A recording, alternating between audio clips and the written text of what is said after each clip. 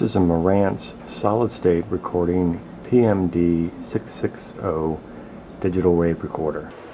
I'm going to go over a few things about this particular recorder, and we'll start off with how do you turn this device on. On this side you will see an on and off button. Click the on. In the back you put batteries, AA batteries.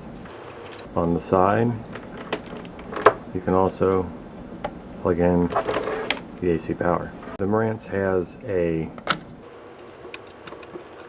compact flash 512 megabyte card inside it.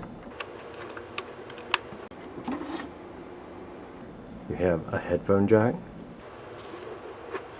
the volume control. In the back you have XLR inputs, a line in, a line out, and the phantom power.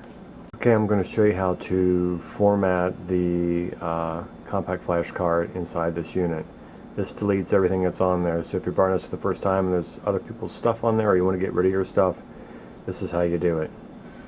You go to Shift, Edit, and you'll see Track Erase. You'll go jumping tracks to the right.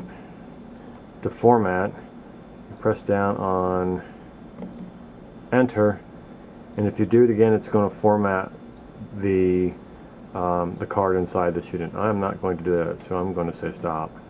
If you're going to use the built-in microphone inside this digital wave recorder, the left and right mics are right in this area here. If you're going to plug up external mics, I've already showed you this, but if it's going to be mono, you're going to plug one in, but if you're going to get stereo, you need to plug two mics in. With this digital wave recorder, you can have 3 preset programmed setups. So to get to those presets, in order to make adjustments on those presets, you would press the Edit Menu Store button, and you'll see that preset 2 has come up. You can toggle through 3 presets by pushing the track jump buttons going left or right. We'll go ahead and lock in on preset number 1. I'm going to press down on the Enter Play button. Now the input is going to refer to the mics that are on board, the external mics, or the line put in. So I'm going to I'm going to actually enter on the input, and it's going to say internal mics. Mic would be the external mics, and then the line in. So for now I'm going to set it to the internal mic, so I'm going to say enter. And if you want that input to be remembered, you have to go back to the Menu Store Edit button, and you'll see that it says completed. So now when I go to record, I'll hit record, and you'll see the numbers moving up. This little round button means record. I'm going to turn this up and show you that you can see my voice bouncing on the meter bar here.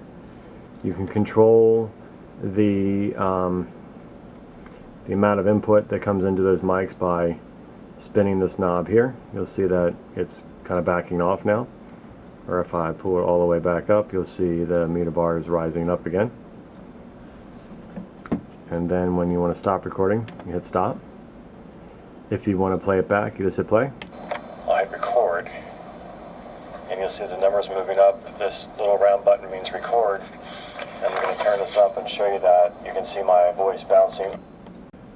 If you want to delete a track, you hold the shift button, menu. You'll see that it says track erase, so it's going to erase track 13.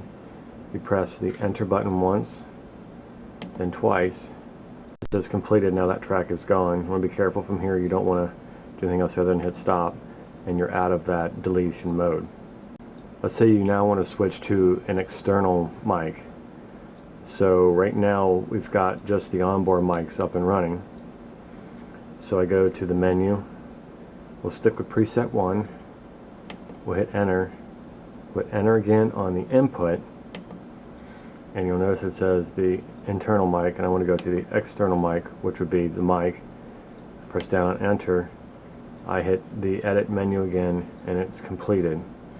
Let's say now you want to change the record format, as in you want it to be an MP3 or a WAV. You would go to edit, enter, and then go to the jump track, and you're looking for record format. Press enter, and you'll have MP3, PCM, which is the WAV. If you do anything with PCM, it takes up a lot more space on the card that's inside this machine. So MP3s are much more smaller in format. So if that's the one that you're looking for, you just press down on enter, and you have to finalize it by hitting enter, and you'll see it's completed. So now it's been changed to that format.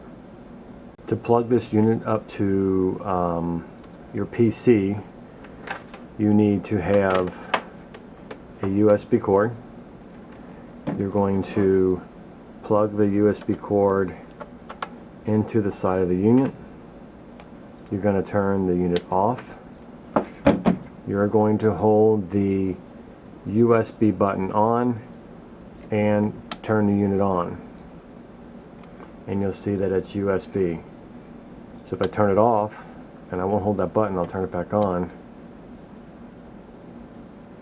it's in record mode. The only way for you to extract this information, actually one of the ways to extract information, is to turn it off, hit the USB button, have the USB cable hooked up, turn it on, and that puts into USB mode. Then you plug the other end into your computer. It should auto read it, and you open the folder, and you're going to see all this stuff in here, and your stuff is going to be inside this folder right here. And here are a bunch of the MP3s that are recorded on this device, and you just simply left click on it or select them all and drag it onto your desktop. What we don't want you doing is messing with anything else in here. If you mess with anything else in here, it can cause a problem with this machine. So just go into this, take your stuff out. I'm serious. You also can just simply turn the unit off. If you have a slot in your computer for this type of compact card, you can just plug that into your computer.